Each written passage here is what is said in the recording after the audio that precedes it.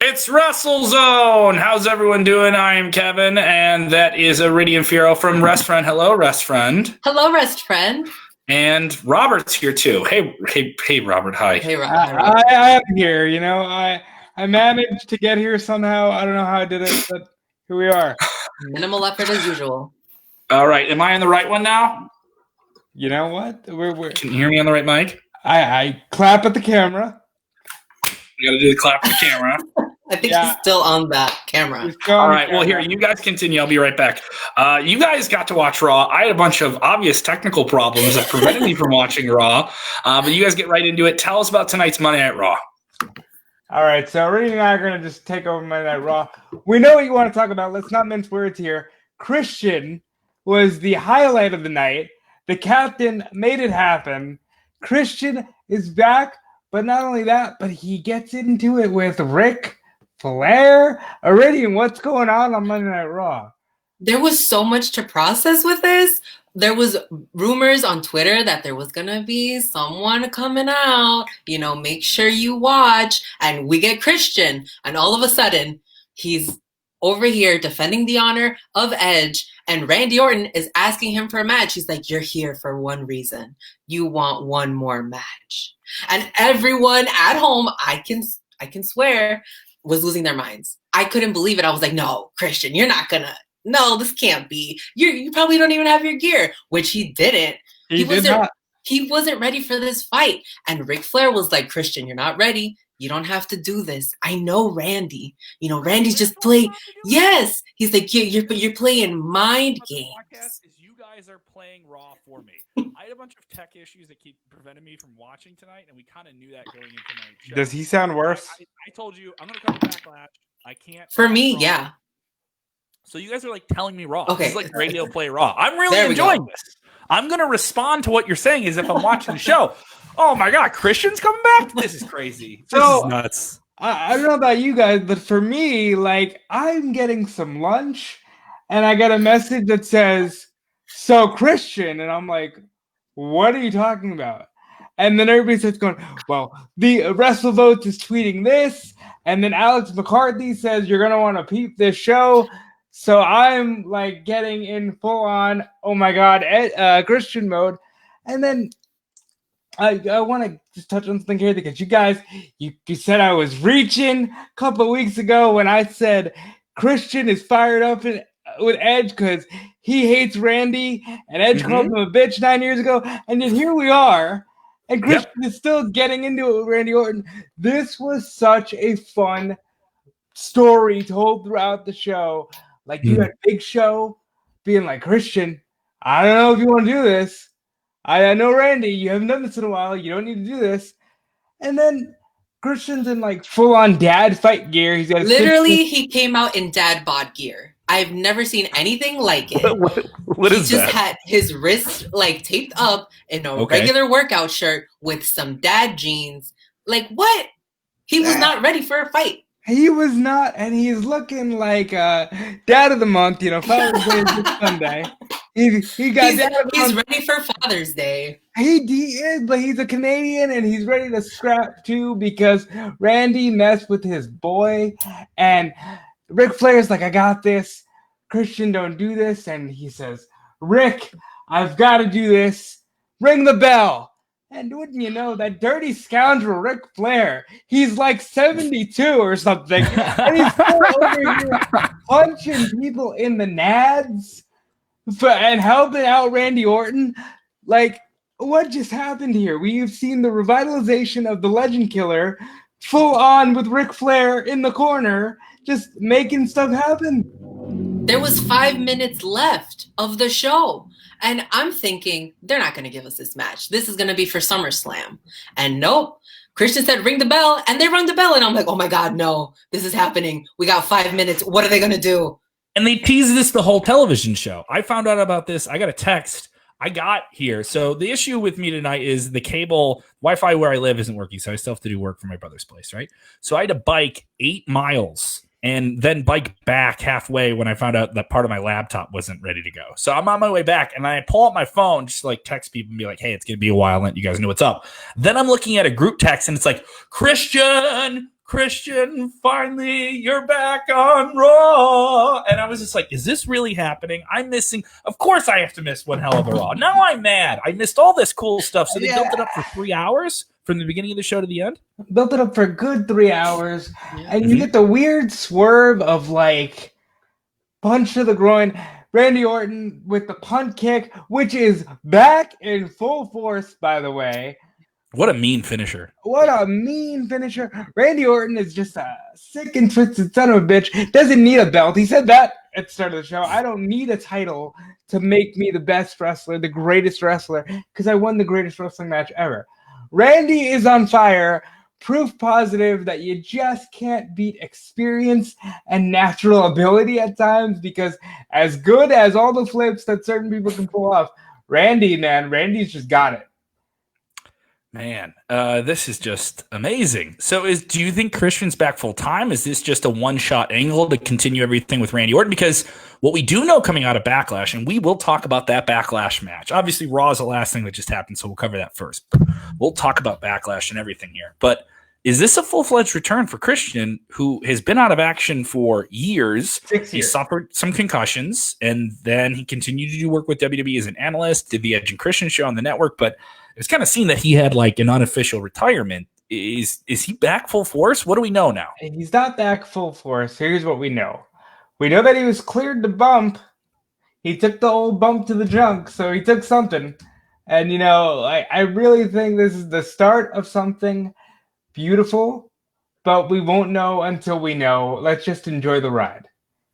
Well, fans are texting Gavin Coombs saying Raw was great. Backlash was a little bit of a disappointment. I don't know. We'll kind of see this here. Oh, well, we're not done with the greatness of Raw because then MVP and Lashley get interrupted by random interviewer number 2. I can't remember her name right now, but she pulls up like, Bobby, we need to talk about Lana, and the WWE Universe wants to know about Lana. And MVP says, we're going to address that right now. MVP storms out to the ring, says it's always about Lana. She's just thirsty for attention. Out comes Lana, who's like, I love my Bobby. I give everything for my Bobby. I got a divorce for him. I bleached my hair for him. I did my hair for him. I gave up my career for him. And he goes, no, it's always been about you, you thought. And it's just, okay, here we go. He literally said, you know, you only wanted me to elevate your status. And she's like, oh, if I wanted to sleep with someone to elevate my status, I would have slept with Drew McIntyre. Which then prompted Drew McIntyre. Read the tweet already. I have the tweet that Drew posted. He said, first of all, I'm married. Second, I'd rather crawl through a mile of sewage with open wounds than entertain the thought of you. Stay in your lane. That is how we are shutting people down in 2020. Like Lana, I mean, we spent a good 6 months. I have it on good authority that Rusev popped big from his couch. You know, this was a major turning point for Lashley, who then said, I want a divorce. Yes, he asked for that divorce. We spent 6 months on. That's dead. That's dead. That's no more. But it was all worth it for tonight, for all of the drama that we got tonight. People were chanting Jerry. Oh, yeah. Yes, people were chanting Jerry, because that's another thing. The crowd was not Performance Center recruits. They started letting non-PC people, like plants. There was older people in the audience, which I was a little scared for. There was. Yes, I understand. I was told I got one more text, more people telling me, and then also talked to some people that we know in Florida. That was another text I got right before we got up here, saying that they did notice that some of the people were in their mid-40s that they got up there. Yes, and we're gonna get to that later. We gotta. Ric Flair's on the show. Ric Flair's 71. Ric Flair was on the show, but it gets even crazier from there. So you got people chanting Jerry. You got, and this is the last we see of Lana, because Lana's gonna interact with Natalya later in the show. But then we get the Viking Raiders and the Street Profits, who are back at it again with the ninjas. So weird. So yes, this follows up the insane segment. It wasn't really a match, but they had like kind of an impromptu cinematic thing that felt like a mini Stadium Stampede. That's what it felt like. Yes. It felt like a miniature version of that. Some people are very mixed about it. Some people's reactions to it last night live were not positive. Other people loved it, but there was no one was quiet about it. It was probably the second most talked about thing in the entire pay-per-view of Backlash besides the main event. And that doesn't make it necessarily a positive. Like, here's what I say. I thought it was very entertaining. So, Yeah. so I mean, if you watch that and you wanted the fun things they've been doing the past few weeks, you got it. You got it, and then some. All right. So, yeah. we did get a follow-up to the Ninja storyline here, and you're lucky we're running late. Otherwise, I would totally challenge you on make sense out of a tentacle crawling out of a garbage can. Okay, Iridian seems to agree with you. Okay, all right. That's fine, because we do get some play on the Ninja Love. And we got like a 7'3" ninja. Like, this dude is big dude. It's Big Jordan from NXT. And they all just go out to the ring. The Viking Prophets, as they're now a foursome, and the Ninja Clan go out to the ring, and they're like, "Oh, you messed up now, because we want the smoke." And out comes the Big Show. Why? Which is like, it was so random. We don't know. We haven't seen him since the night after WrestleMania, right? Yeah, but he's got a Netflix show to promote, and apparently, not only does he raise the family, he beats up ninjas. Because this dude is just chucking them left and right. This one goes here, that one goes there. And he kind of just stares down Big Jordan, and we're out of there. I don't know what that was, but you know what? Here we are. Herman Takar saying the ninjas are the best things on Raw. Lol. He enjoyed the ninjas. Some people thinking that is Shaq underneath the ninja gear. It should be. O'Neal. You know what? It would be amazing if it was Shaq. I also thought that was Shaquille O'Neal under the ninja gear, but I know it's not. But Robert, how rude of you not to mention Bailey's birthday. Oh, it's totally Bailey's birthday. And Bailey is a role model. She is a treat of a superstar to watch. She's got the best friend on planet Earth, and the boss.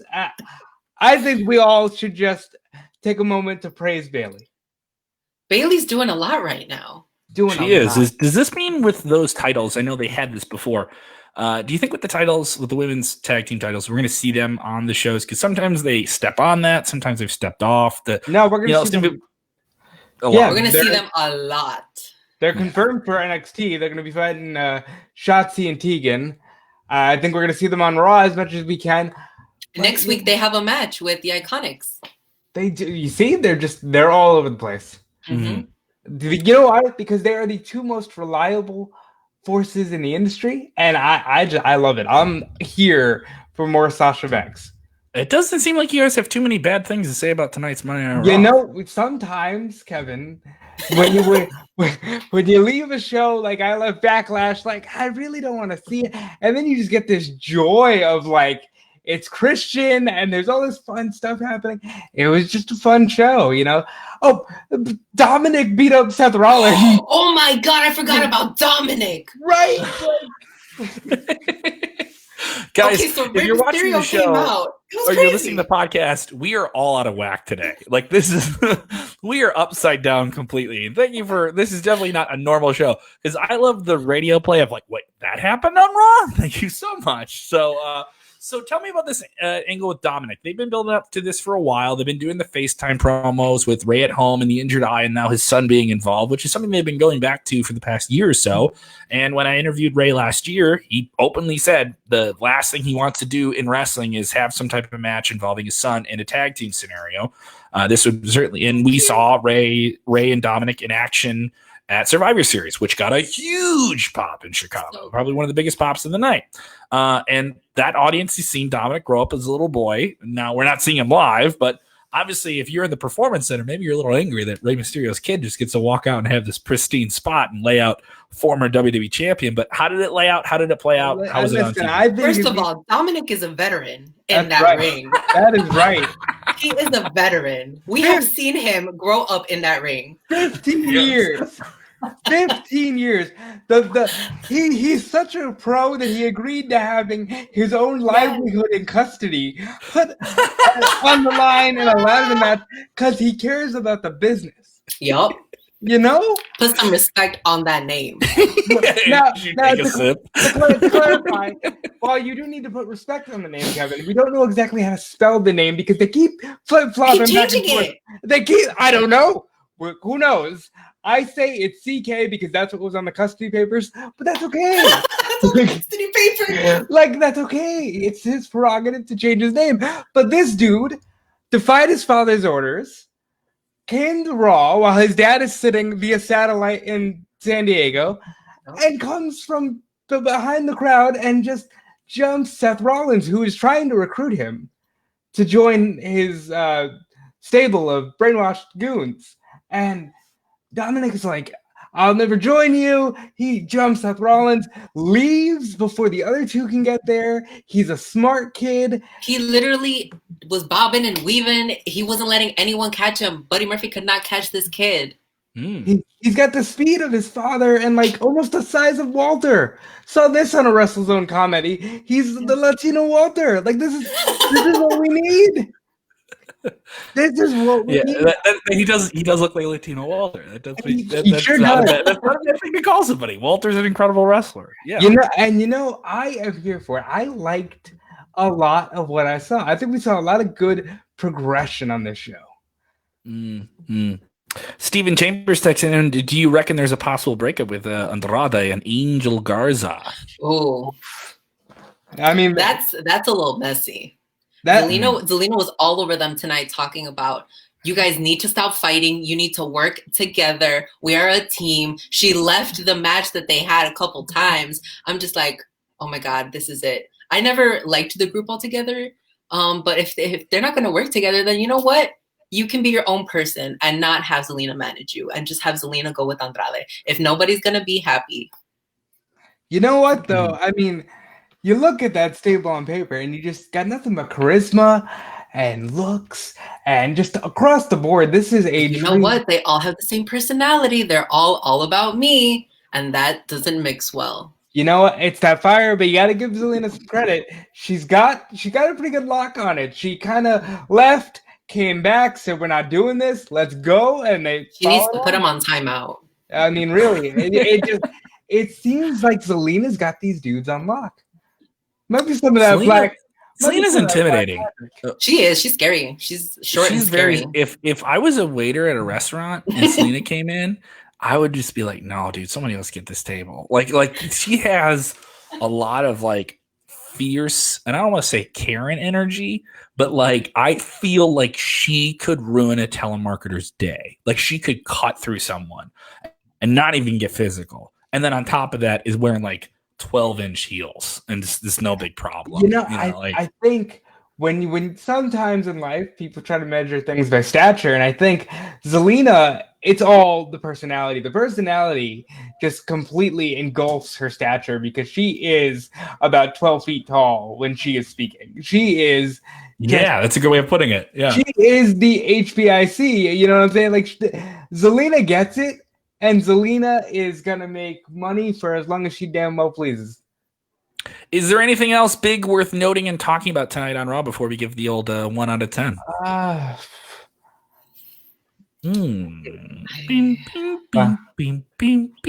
just we're just gonna. I think we could just rate it. All right, let's do it. 1 out of 10. You guys saw it. I didn't. What did you think of this week's Monday Night Raw? Especially, it's an important one coming off a pay-per-view that sets up a bunch of different things for another show. So seems like they had a lot of exciting storyline points. We didn't get any Rey Mysterio Seth Rollins thing on the pay-per-view, so that storyline seems red hot. Seems like a pretty good show from what you guys are telling me. So Iridian, 1 out of 10. I was entertained. I'm gonna give it an 8. That's a big rating. That's a big rating. I'm gonna give it an 8 as well. You're giving it an 8. So it's getting a possible 16 out of 20. That's a strong rating. It's a strong episode of Monday Night Raw. You know, I think we're starting out a little shaky. Like we had a lot of stuff coming into the weekend. Paul Heyman's out. Bruce Pritchard in. Edge, greatest match ever. Oh, Edge tore his tricep. Christian's back. What's going on? But you know what? They pulled it together and they delivered quite the show. Yeah. Yeah, it was quite the show. So let's get into it if we can. Backlash. A lot of people angry that you're only talking about WWE because WWE is all that's going on in the last like 48 hours. So we get that all the time. I had someone tweet me before the pay-per-view or during the pay-per-view said that I'm horny for WWE. Oh. And that I only see nice things about that. I was like, well, no, when I have bad things, I just don't care. I just like the worst thing you can do about wrestling is, I think in 2020, is not tweet about it at all. Yeah. Like if you have nothing to say, I think that's worse than. And then I think it's, I don't know. I just want to talk about stuff that I like online, and then on a show we'll go in depth and I'll tell you what I didn't like. Backlash. I don't think this is a blowaway show like top to bottom. But the top half of this show, the last like 90 minutes to 2 hours of a 3-hour show was great. And it opened up all right. We had the triple threat with the women. I thought was good. I thought Sheamus and Jeff Hardy was good. I'm surprised that they didn't have Jeff Hardy win. And it was probably Sheamus's best match since he's been back in the root of things in WWE. And Jeff looked good. But I was surprised that we had him lose. And then commentary made it seem like we may not see him for a while, or this is like the write off of him. But it was a good match. It wasn't a great match, and maybe it just didn't feel. If they go anywhere with this thing, it's got to be some type of Extreme Rules match in a couple of weeks. Like they have to do something that makes it Jeff Hardy's playground for this to be. We're getting a ladder match. Well, I'm okay with that. I think we end up getting the generic Extreme Rules stipulation because there's nothing to put above the ring for a ladder match. If anything, we maybe get a TLC because I thought they were going to go that route with Edge and Randy. Winner gets a title shot. I mean, if you really want it, because this whole thing with Jeff coming back and this redemption thing is like, I want to come back and be a champion again. I want to come back. Winner gets a shot at AJ. Yeah, maybe AJ. Yeah. So I'm okay with that, but and I think Jeff is one of those guys that is, in terms of emotions that the fans give him, is Teflon at this point. Like, so like anyone who was like, oh, they buried him, I was like, no, you can take a loss. It's okay. And wrestlers you like can take a loss. If we've learned anything in the last 72 hours, it's wrestlers you really love can take a loss and still have a great match. If Friday night's Daniel Bryan AJ Styles match taught us anything, that's true too.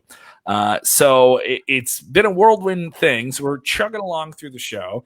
Asuka and Nia Jax, they went with the double count out. It was fine. It just felt like it was going somewhere. And then the double count out happened. It did feel underwhelming. It definitely felt like the least interesting match on the card when you kind of lay it out and step away from it. And in terms of pay-per-view matches, it didn't seem nearly as interesting as Charlotte versus Asuka, which is a match we've seen dozens of times on TV and on pay-per-view. So for all those people that don't like Charlotte, well, you didn't get Charlotte, but you got Nia Jax, and it wasn't that great. So I don't know. And I mean, they tried to make something out of it, but it just felt underwhelming. Then we had this crazy segment, as you mentioned, with the Viking Prophets. It was supposed to be a match, and then it turned into a cinematic thing, and then it turned into Ninja Warriors, and then it turned into people falling into a trash can that had sort of like a Star Wars homage. It's really bad, guys. Like there's a lot of things that like I can forgive, and I was very kind throughout the bowling and the archery and the axe throwing and whatever else they did, but like there was tentacles in the trash can, and for no reason. Like, what did we establish? Big Show told them tonight, hey, you know what, you guys should probably just have a wrestling match. Okay, sure. Well, then at least, I mean, if you're a fan watching online, that's a wink to you. You know what I mean? If they did, here's my thought process on this, and I know you're not going to like this, especially if you're a fan of 3 letters related to a certain show on Wednesday nights on TNT. If this match happened in TNT on AEW, people would call it gold. People would have lost it. They would have loved the jokes. They wouldn't have cared if there was a tentacle monster. They wouldn't have cared that there was ninjas there. They wouldn't have been mad that Akira Tozawa reveals himself and he's reading like a crazy 88 gang like in Kill Bill. They wouldn't care. They would have thought it was cool. They would have loved it. They would have loved if some super tall person was just randomly a monster ninja. They would have loved it. But if WWE does it, it just has to suck, right? I will give you that. I agree with you on that. I do think if AEW did it, there'd be a lot more of trying to find the positives. But either way, I'm a fan of, tag team wrestling. So I can honestly say like this did nothing for me. But I do want to talk about the reason we all put Backlash on in the first place. That's the greatest wrestling match ever. Edge and Randy Orton. Can we talk about Drew and Bobby Lashley before we get into that? Because we're gonna talk about whether or not it was the greatest match ever. Give me 90 seconds on Drew and Bobby. Did we all think for a second that Drew almost put Bobby Lashley in the hospital when they were outside the ring and he clotheslined him so hard that he spent Drew, a near 300-pound, 7-foot man, toppling over on his head? That was scary. They were beating the crap out of each other. They made you think Bobby Lashley was going to win this belt. They made you think for the first time in a long, long time, Bobby Lashley felt like a main event player. And then, of course, they did the whole thing with Lana. They were really – that was another match where like Lana and Asuka, I thought they were going somewhere. I called that. You called it already. I called it. I called that points, okay? T-Mobile, somebody sponsor her. Give her a call because she called that, okay? The thing about this is these guys still have momentum. I want to see more Bobby and Drew more after this pay-per-view than I did. And I was going wishy-washy on this match going into it. And you're going to. I do want to acknowledge not so much the overhead belly to belly. Lashley picks up Drew for he's supposed to fireman's carry him and chuck him into the ring post. Yeah. He did not do that the first time. He picked him up, nearly dropped him on his head. Oh my God, that was the scariest thing I've seen. These guys had a sloppy match, but I liked it because they're big dudes and it shouldn't be clean. Yes, it was a match with two real super heavyweight. They're not. You wouldn't describe them as body guys, but these are definitely guys are powerful. Everything they do is built on their power and how much strength they have. And you got to see a lot of that. I love the way they started the match, where they made it seem like Bobby Lashley could win the match at the beginning. So immediately it was this sense of danger that we haven't seen Drew have to deal with unless he's ganged up on, really. And this was a one-on-one scenario where it felt like someone was going to take him out. And it was really, really cool and something that Bobby Lashley really needed. Here's the thing coming out of it. I don't think Bobby Lashley lost a whole lot, even with the whole Lana coming out and causing distraction, which is like a BS thing that WWE does a lot. But we knew they were going to do something with Lana. And the fact that we didn't see her before the match and she came out there, I was like, all right, this is it was telegraphed. So it was an exciting match. And then you just kind of have to be like, okay, this is more just a match for an angle.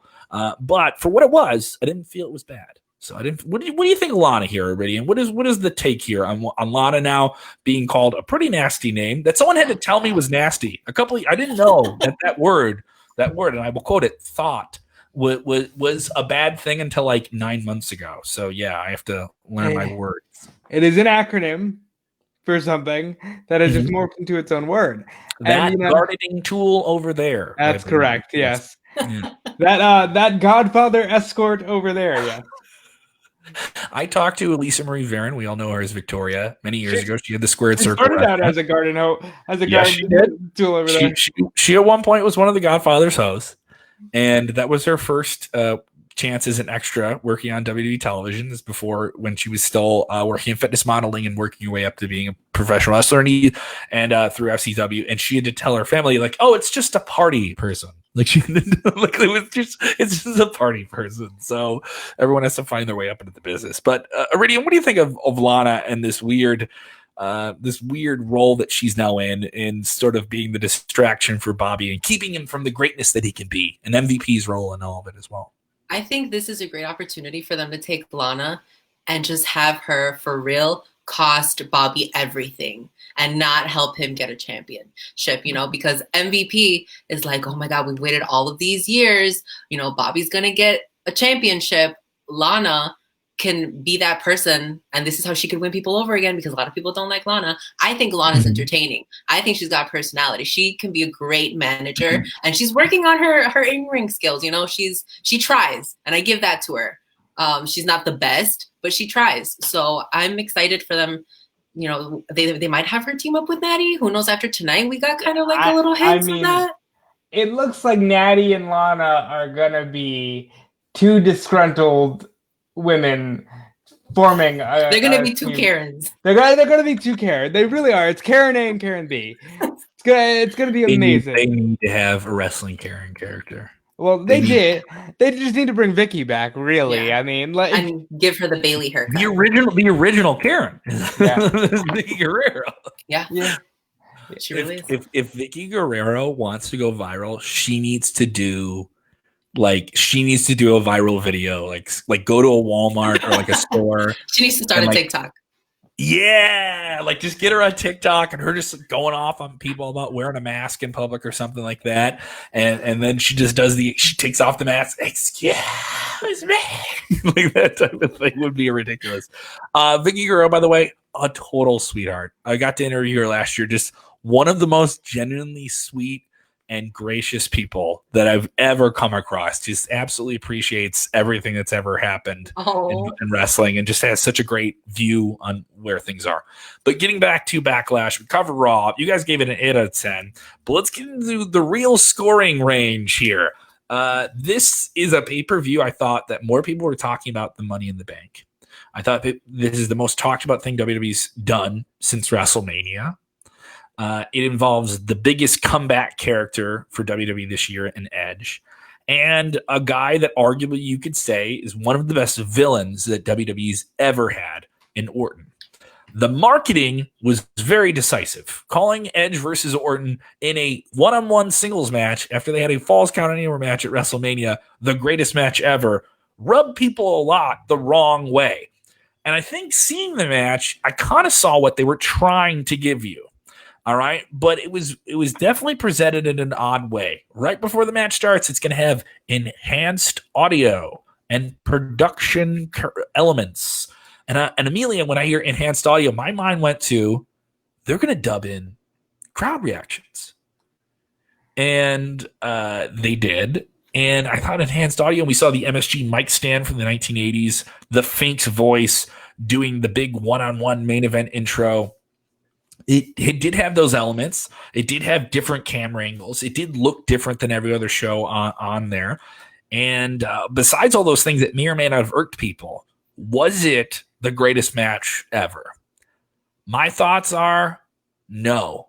But was it the greatest match that I've seen on pay-per-view from WWE? Maybe since WrestleMania? Maybe even better than stuff I saw on NXT last week. And I'll say that. And you know I'm fond of NXT. This was a solid couple of yards ahead of everything that I saw last Sunday. And this is one of the few times where you can say two big main event guys really showed NXT people in front of them, in front of people who are all those crowd. Those are definitely the cult of NXT around that ring, right? And said, this is a big time main event. This match went 40 minutes. Besides all the razzle dazzle that they put on there with the crowd reactions, this was an incredible match. This could have been on a WrestleMania any day. And they already had Daniel Bryan and AJ Styles, and maybe we get to touch on that before the end of the show. But this was amazing. It doesn't have to be the greatest match ever to tell you that they're going to have a great match. I think that's what they were going for. I think they achieved it.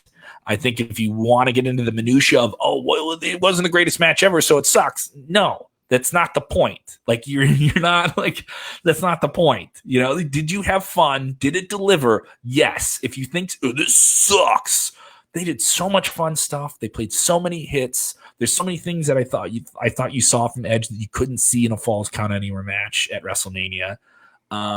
Him doing all of his classic moves, the kill switch, the rock bottom, and then the angle they did to finish the match with Randy Orton just beating a son of a bitch to get out of it and kicking him in the balls and the finding a way to do it without the ref seeing and a bloody end. They did so much in this match.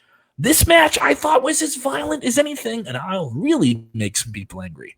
This felt like a match at the Tokyo Dome in terms of the kickouts and the near falls and how many finishers can he take? How many times can he get out of the RKO? Like they were doing that kind of, dare I say, Shawn Michaels Undertaker level stuff.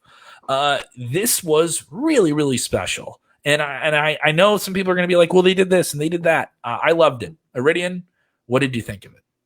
That match was fantastic. It was so good. But the whole time, the only thing I could think about was, is this the greatest match? Yeah. Is this going to be the greatest match? Yeah. And I feel like if they hadn't have tried to build it up like that, I would have just been focusing on how fantastic the match was the whole time. Yeah. Because definitely the audio enhancement helped. I liked that that there was booing, that there was cheering, you know. There were times where, mind you, this match was taped like 2 weeks ago. So obviously that isn't the audio stuff. That isn't something you can do, I think, production wise. And doing things on radio and doing things on television. I don't think you can do that. Yeah, the timing wouldn't work if you did it live. If you did that live and you tried to dub in crowd reactions, it would not work. It would sound hokey.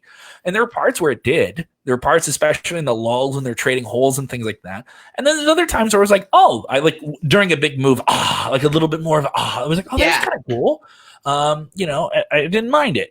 Robert, what did you think of all the accoutrements, the additions, the sauce, the extra sauce they put on this?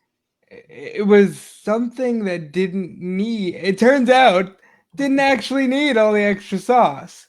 I thought the random, like the MSG microphone, I just wish they would have had it say WWE just because it's very clear they're not in the garden. I thought that the Fink introductions was not only a beautiful tribute, but it was a beautiful statement to say it can't be the greatest match ever if Howard Finkel doesn't introduce you to the ring. And I thought that was a nice nod to Howard.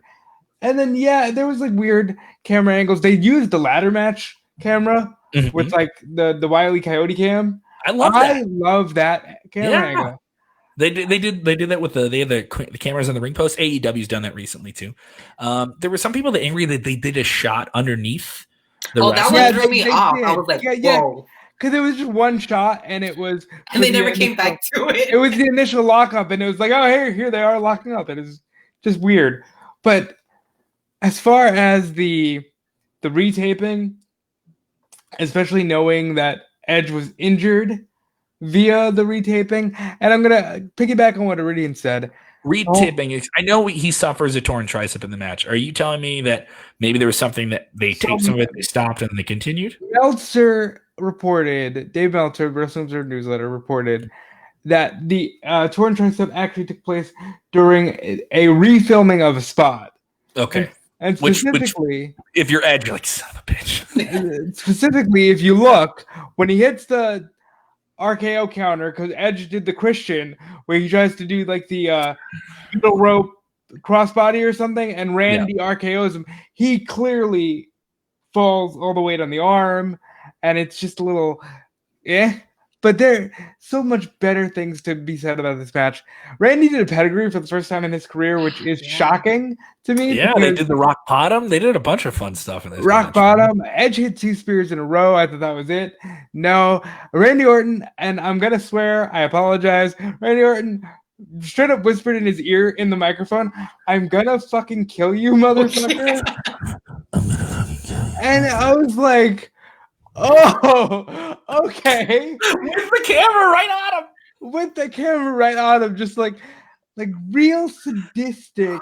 Orton, this is one of those days where you see like Orton, the things he does that pisses people off are the same reason why people say he's the best.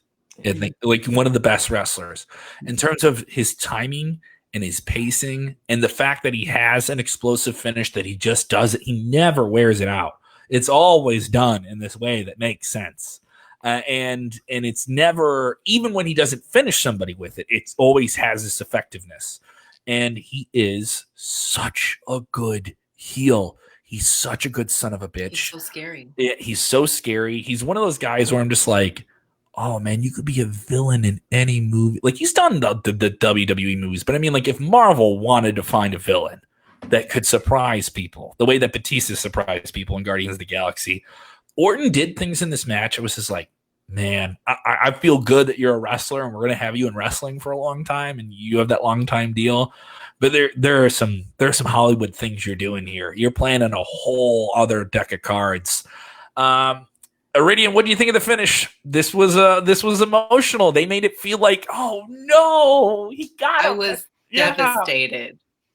It worked. So if they got you to care about the finish, it must be really great, right? I was devastated. I was like, no, I thought this was Edge's chance. How are you going to do this to my boy? Like Randy's going to be there for another 100 years. I don't know how many matches Edge has got left. You know, he's sacred. Anytime he takes a hit, I'm just like, not the neck, not the neck. Especially when you hear he's injured.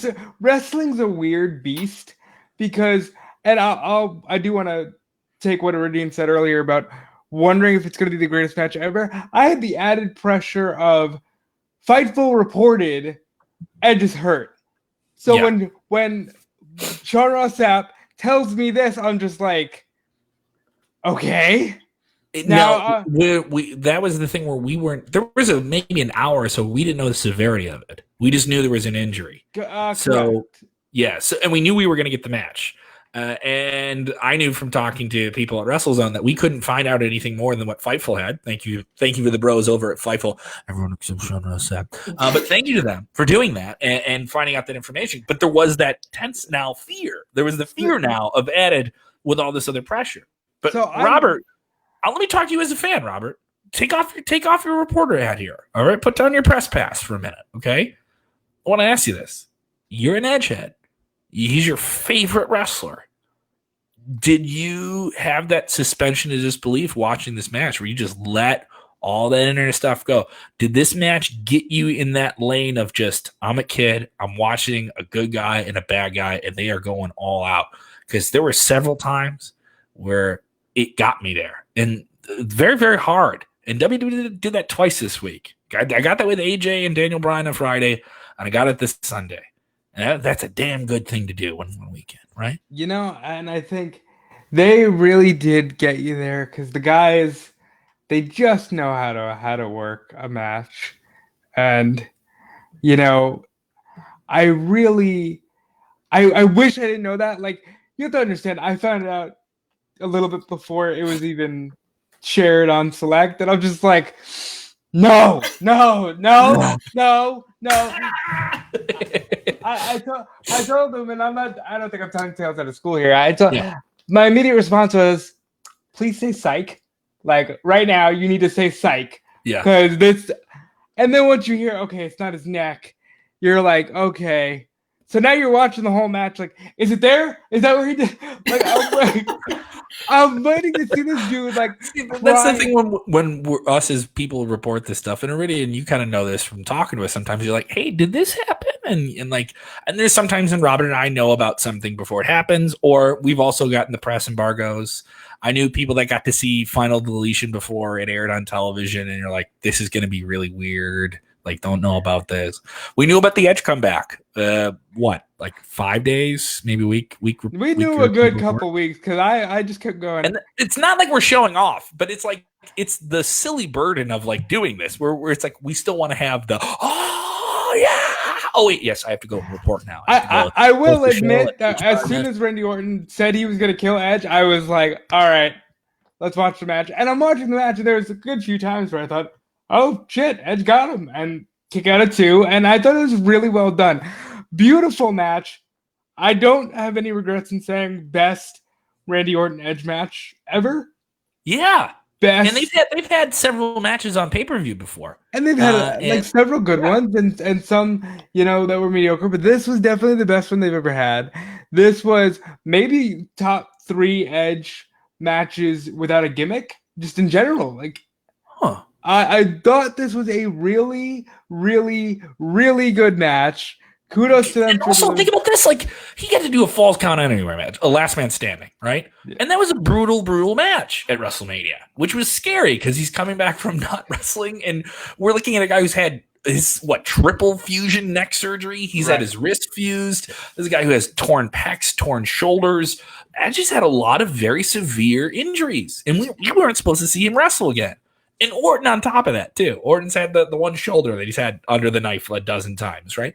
So for them to come back and work at this level and accomplish this, like this in the creative art of professional wrestling, this is an extreme accomplishment. I don't care where you stand in this. WWE sucks. It doesn't suck. I like this promotion. I like New Japan.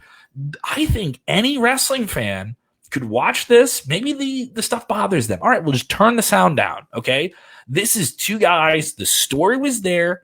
There was some doubt about it, but I think the doubt was, do we think we can do this? Like, does this actually work? And I think the greatest match ever thing, it got you to pay attention and watch the match in this different eye. The additions around it, sometimes it worked, sometimes it didn't. I wouldn't mind if they did stuff like that now and then, but I want a little heads up. Like the fact that they got sprung on you, like it took me like 5 minutes, but thankfully the match was like 45 minutes long, so it didn't matter. And it was a match that felt like it was worthy of that. It was worthy of that. Like the match at WrestleMania, people said was too long. It was this or that. It was okay. I liked that match.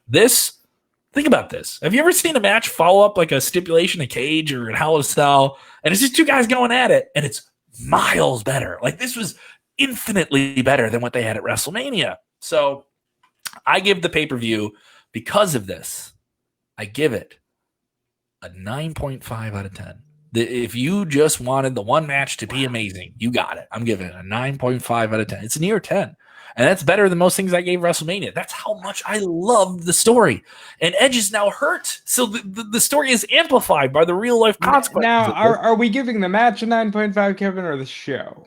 I'm giving the show a 9.5 because of the match. Total score overall. I will not go that far. I will say the match was, I'm right up there with you with the 9.5 on the match. The match was freaking beautiful. You're giving the old Meltzer star rating. You're giving like all the stars. You're just throwing the stars. I will give all the stars as though it was taking place right on January 4th in Tokyo Dome. I will not give this pay-per-view. Well, then it's a 6-star match. Clearly, but the pay-per-view itself had a lot of like weird dips, and it just didn't leave me excited for wrestling. But credit to wrestling for bouncing right back and producing a hell of a Raw. So, just beautiful stuff going on. Iridian, what did you think? I'm giving it an 8.5. That match was great. Drew and Bobby was great. The women's tag match was great. It was just a great pay-per-view. The women's tag match was great. I do want to just say I never want to see Peyton Royce ever again attempt to do one of those Big E spears through the middle of the rope. Maybe she needs to practice, Robert. Stop being such a downer. She's trying to get her life together. I don't want to see. How dare you? She's iconic. She's iconic. Independent woman. She's so fierce. She is iconic. I cannot even believe you're talking about her like this right now. The iconics are landmarks. And I agree with that. They are landmarks, but that is why I want them to be safe.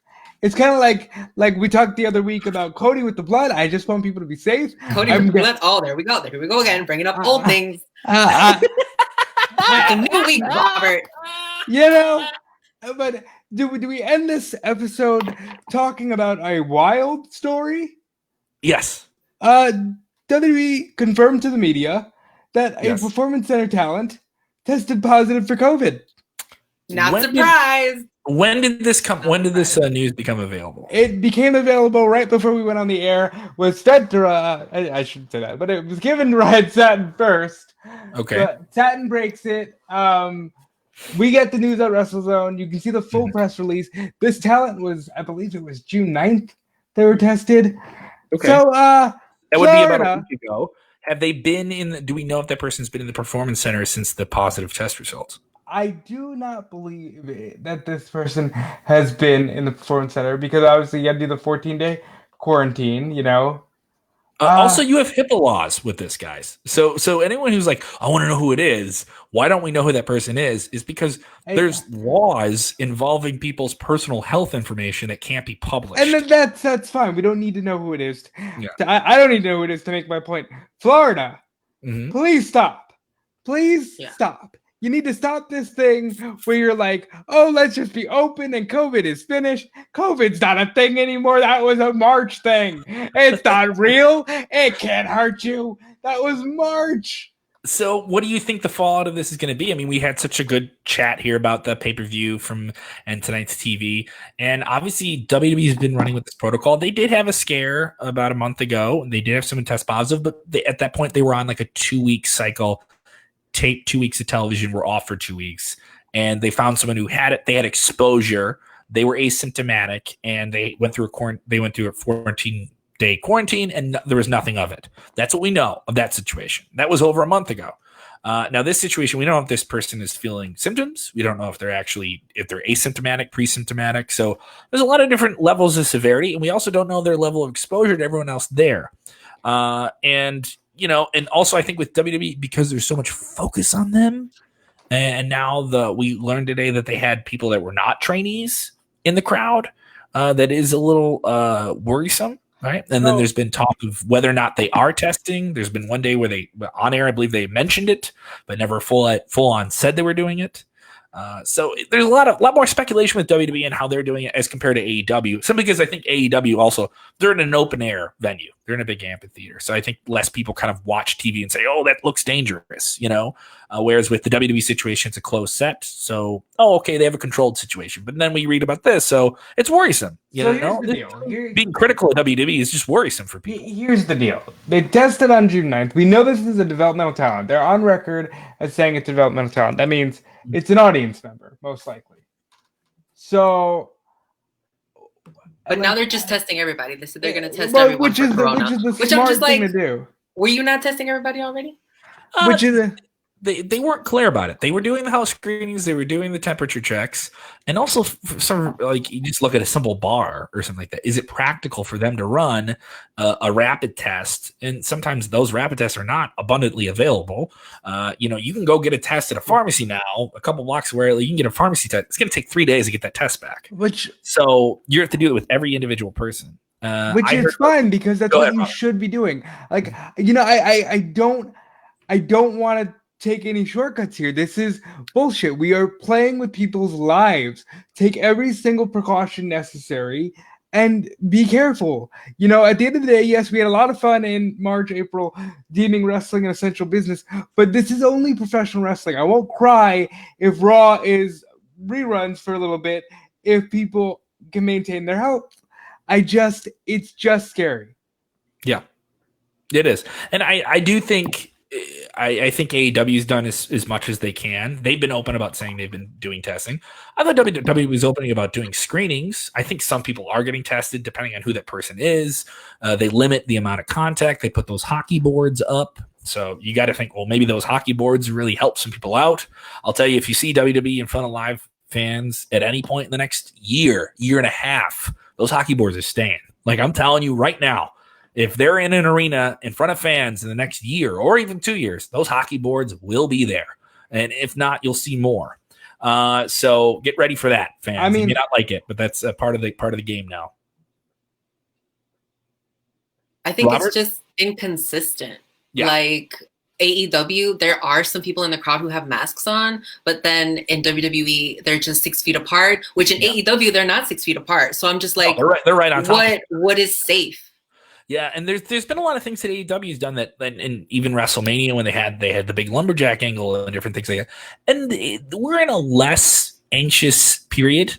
There is this wide acceptance now that you are going to take a risk going and doing anything, but you're going to mitigate it as much as you can. You're going to wear your mask. But you and I have been to restaurant. Robert, I don't know if you have. Iridian, you've been out to a patio or anything like that. So in Chicago, we have that.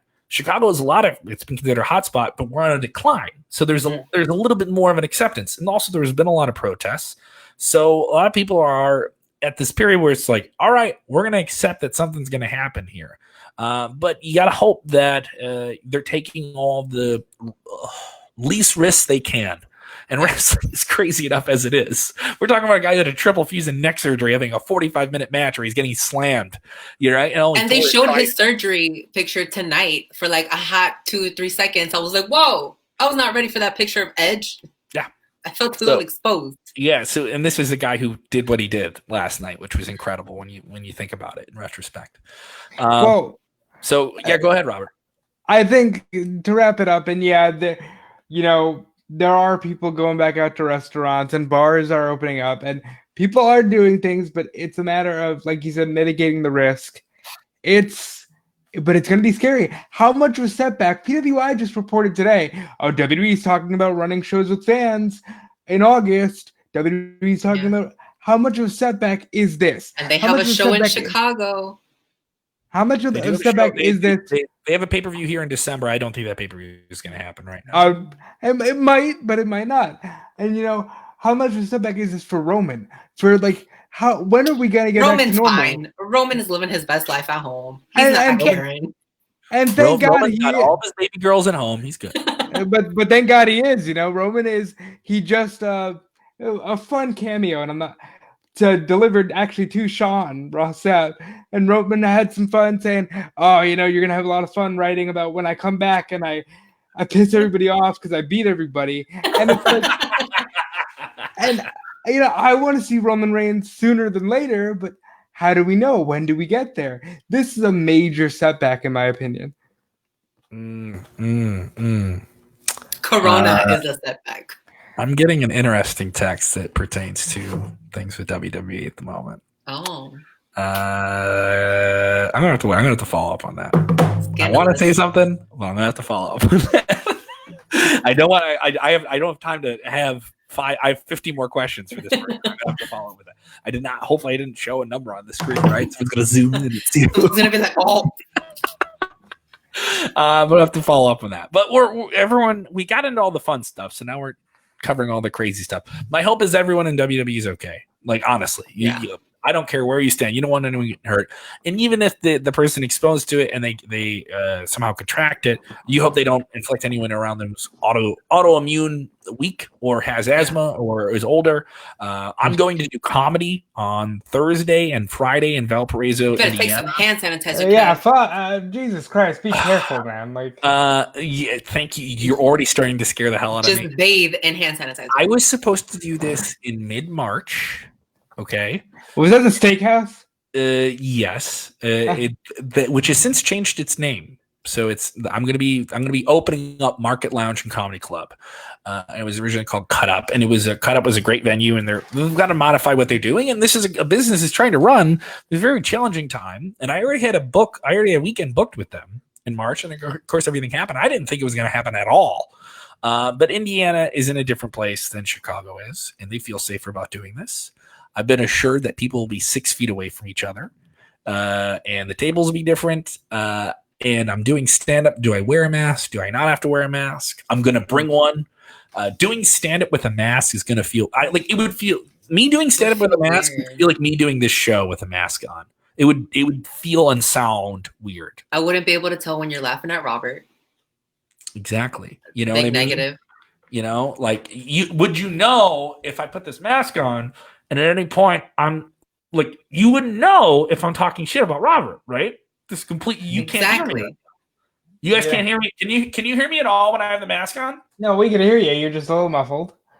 Okay, all right, good. Because then I'll put it on when I want to say something really mean about Robert. You know, you got a little 4-leaf clover action going on that mask. I gotta stay lucky, dude. Yeah. Come on, I gotta stay lucky. We need all the luck we can get during these times. I know, during these trying times, but it is my hope that all of you watching this are safe and doing well.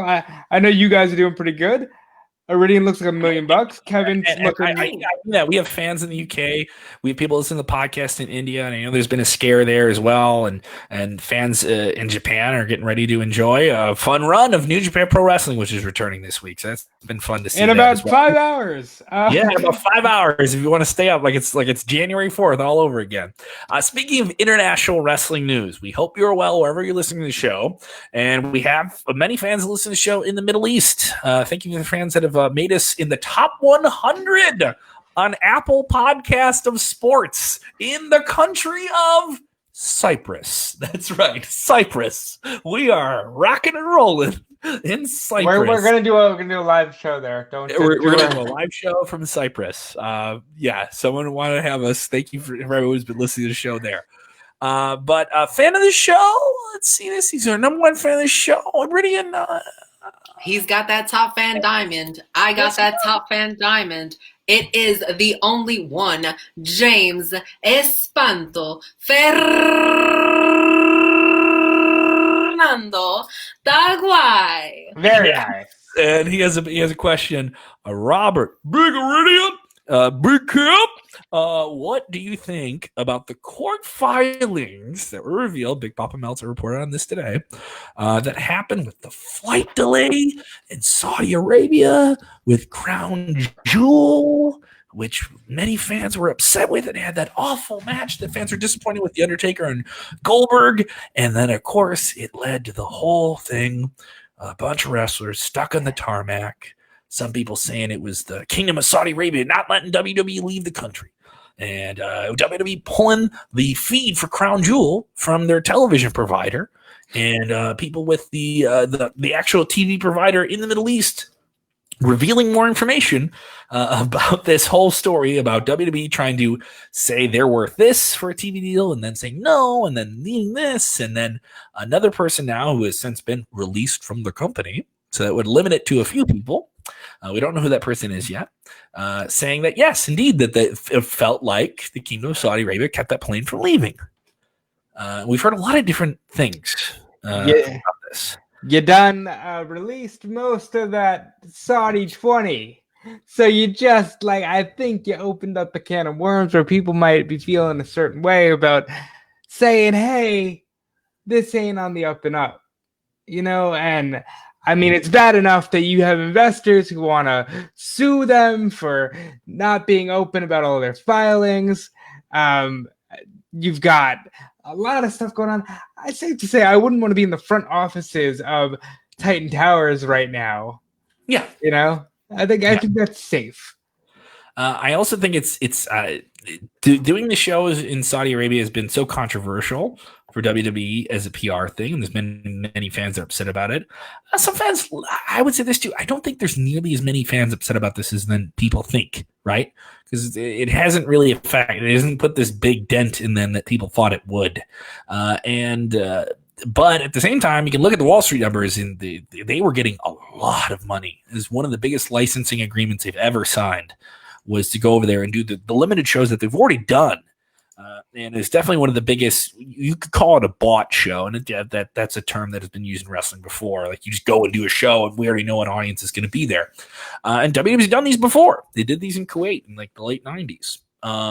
So I'm not saying it is what it is, but there's some part of this that I believe that, like, yeah, I do think maybe there was some issue there. And then there's another part of me that's like, I don't know what to believe, because there's a lot of people that have been able to stooge things off and have tried it. Robert, you know this. This has been happened to us before. We've had people that are on television try and give us information that it isn't 100%. It isn't on the level. Doesn't mean they're lying to us, but they're definitely trying to steer us in a certain way. And we've had to do our due diligence and back certain things up. And just like, I'm not going to go on with the text I just got. And that isn't me working, you guys. I'm being straight up. Like, at the end of the day, that might not be you working, Kevin, but wrestlers are workers, and they're carnies at the core of their being. So you just have to kind of, navigate the landmines sometimes. But also, as a wrestler, you would hope that your company doesn't put you in situations like this. Yes. Right. But I think there is this thing, and I imagine a lot of wrestlers know this getting into it. Wrestling isn't an on-the-level industry. Vince McMahon has turned it into, the circus, but it's still the carnival at the end of the day. But they're still a publicly traded company. You know what I mean? This is still like, this isn't just another, like, hey, we're a bunch of indie wrestlers and we got to deal with the athletic commission, so let's go and do this. And we've heard about that, Robert. You and I, Iridian, we've talked to wrestlers. It's like, hey, I'm going to go wrestle in the state where you're supposed to be licensed, and I don't have a license, but I'm going to be on the show, and we're going to do the show until somebody tells me I can't do it, right?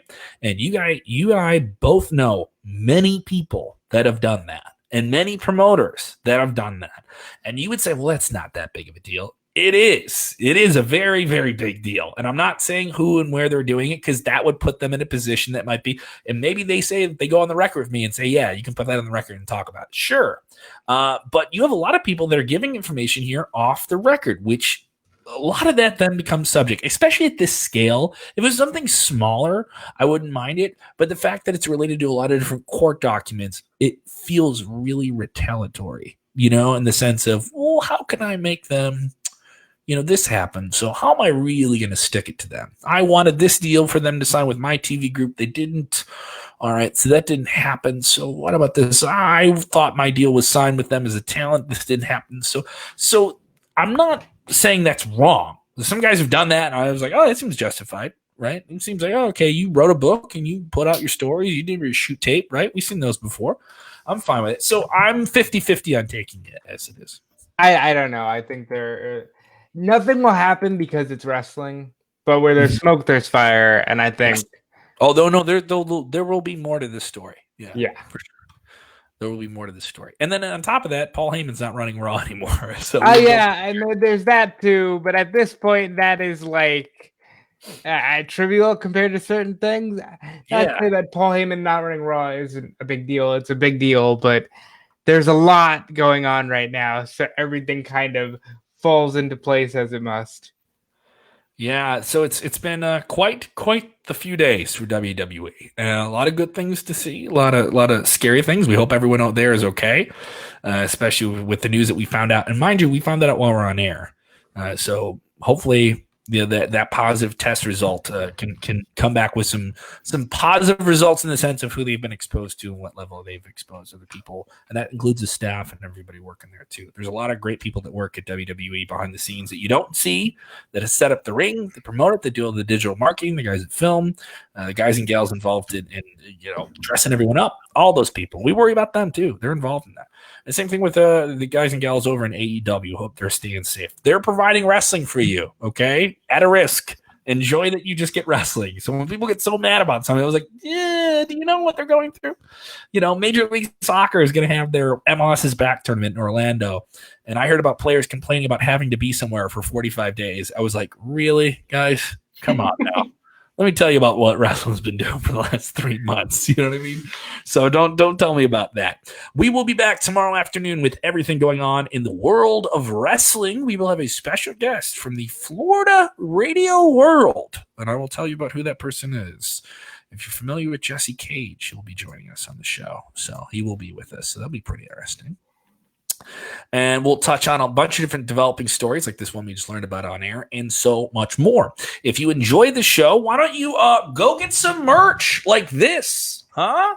Yeah, you can get the all the WrestleZone merch. It is up now at WrestleZone.com. Just click on the WrestleZone tab right there. You see right there. And also check out the podcast. Subscribe. WrestleZone Radio, available on Spotify, iTunes, Apple Podcasts, and so much more. You can listen to us anywhere in the world, even when my mic is bad. We're still trying to make it work.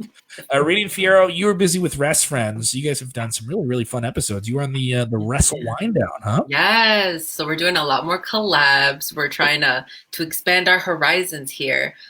This week we were on Wrestling Wind Down. We talked about the pay-per-view Backlash. There's just a lot going on Rest Friends. So make sure you go on YouTube and you subscribe to us and listen to our podcast as well on Spotify and iTunes. Rest Friends. It's like wrestling and friends, but in one word. And like their takes are so much. It's such a different take than the usual sausage fest that you get in these kinds of shows. So it's nice to get that outside take. You need a variety of opinions in your life. You cannot just live in an echo chamber. But that is a different thing entirely. Kevin, you guys know where I am. I'm on Fightful. I'm on Spark Out Moment. I'm everywhere. You guys know. Follow me on Twitter at DudeFelice. And when you're watching wrestling, and when you're watching the greatest match ever, Christian coming back, Ric Flair throwing low blows at the age of 71, I need you to just take your critic hat off and just enjoy wrestling. I'm going to say it again. Enjoy wrestling. Take a deep breath. Those breaths without the mask on really help.